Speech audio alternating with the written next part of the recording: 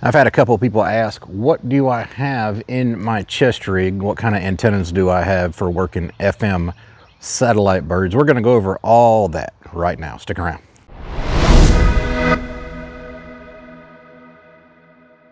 Let's start with the antennas. Okay, I got two antennas that I use. For FM birds, it really doesn't matter if your uplink's going to be on VHF, which one you pick up. I haven't found a real difference. If your uplink's on UHF, you'll want the Arrow because it has higher gain. So we'll start with the Arrow antenna. This is just a regular Arrow antenna. This is one with the built-in duplexer in the handle, 10 watt max duplexer. I do have a standalone duplexer.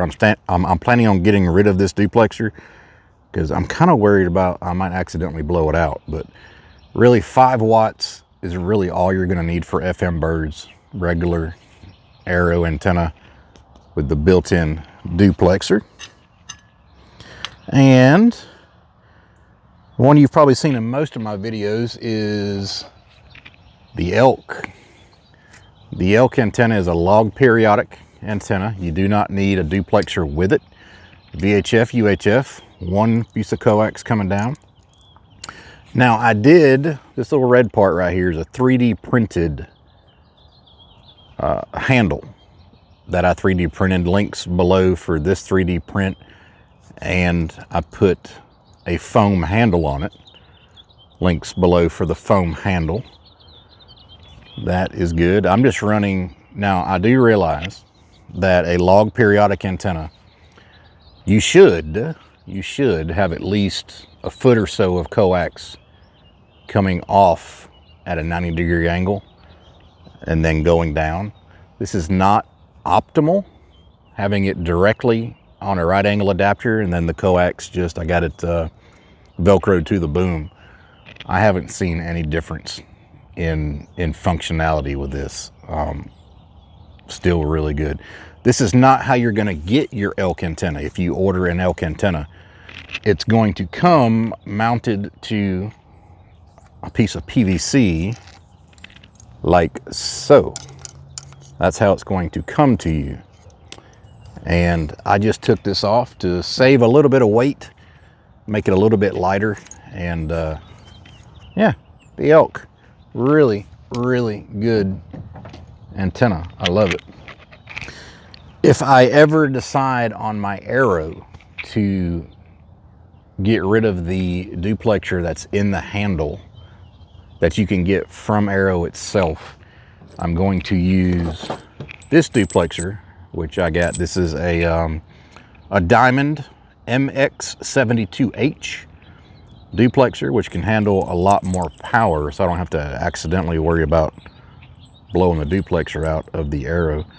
You will need 2 separate lengths of coax coming from your Arrow antenna, which I do have on order, something that I want to play with. If you need good coax, ABR Industries is your go-to. Check the links again in the description below for ABR. Use code WD4DAN10 for 10% off of your order. Now, I made me a list just so I don't forget anything. I'm going to go over the outside of the bag first, then we'll tear it down and get into the nitty-gritty. The bag itself, the main bag that you see, this is a Rapid Com bag. This is the T433, 10 inches by 6 inches by 3 inches. This holds the radio perfectly in this bag. I also have another little pouch on the front here, which is also a Rapid Com brand. That's the T437. That's 6 inches by 6 inches by 3 inches. And I basically keep my programming cable in here, a couple extra adapters, and it also serves as a little shelf to help hold my Molly phone mount up. So both of these are Rapid Com bags. Links in the description for everything that I'm going to tell you below. So I'm going to stop saying links in the description below because you're probably tired of hearing it. On the very front here is a voice recorder that I use to record the passes. Basically, when a pass starts, I'll give the time in UTC, the bird name. This picks up all the audio for me from the radio. That way I can go back later, listen to the recording, and get things logged properly in the logger. You've probably seen my phone mounted right here in front of me where I can just glance down and look at it. This is a Molly phone mount where I mount my phone. I like mine in the vertical, but this mount, you can rotate it if you want your phone in a horizontal orientation as well, which is pretty daggum cool. I just keep it locked vertically, and it attaches to the front of the bag using the Molly attachments. It is adjustable, and you can have your phone however you want it. I love this thing. Let's dive down into the bag itself, because that's where the fun part is. Let me change angles of the camera so we can get in it. The bag itself, these Rapid-Com bags are really, really stout bags. I really like them. Move my notes over here so I can see them. My view, you probably haven't seen my view. When I'm working a bird, this is pretty much my view of what I look at right here. Let me turn it on for you. That's pretty much my view. Now, it's going to be really hard to see because the glare is on here. This is the IC 2730B with the black face. I can read it just fine, but it probably won't show up very good in the camera. The 2730B, I have a little pigtail coming off the bottom where I plug my coax into for the antennas. The microphone sits in here as well,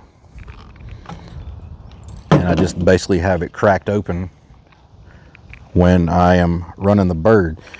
So let's take everything out of the bag here. It's going to be fun. The radio itself slides right out, and I do have 3D printed rails on the side of the radio just to help protect it. I'll leave a link in the description below for the 3D printed rails. And the head is basically attached to the body of the radio. A lot of people don't have the adapter to attach your head straight to the radio. I just find it a little bit easier to run like that. But the rig, full duplex, VHF, UHF rig, beautiful satellite rig for working FM birds, the IC 2730. Let's get to the battery. I got a couple of different batteries that I like to run. This one happens to be a Talent Cell 6 amp hour LiPo 4, and has a little button on the side so you can actually see your meter here. I've run BioNO 3 amp hours in here. I've run a BioNO 4.5 amp hour in here. It all works, and it just fits down here really nicely. I like it because it's thin. It's not bulky, so it doesn't really, it fits really well into the bag. I have an adapter, a power pole adapter for the BioNO battery. This little adapter right here powers my radio. That's pretty much the nitty gritty of it. It's the IC 2730 and a battery put into a bag where you can carry it on your chest, a recorder so you can record the pass. You have a lot of stuff going on as you fiddle with your downlink frequency or your uplink frequency, and just trying to do everything else. It's kind of hard to actually run a logger at the same time. So hey, that is my satellite pack. If anybody else has any questions about it, drop them in the comments below. Again, everything I showed you is going to have a link in the description. Most of them are going to be Amazon affiliate links. Just for full disclosure, I do get a couple cents off of each purchase you make. Helps me out a little bit.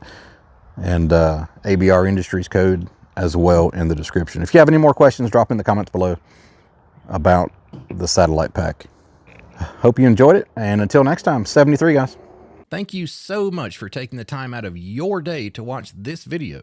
If you like this type of content, please click the like button and subscribe to my YouTube channel. If you'd like to support me with creating more content like this, please consider becoming a Patreon member or a YouTube channel member. Those links are in the description below. 73.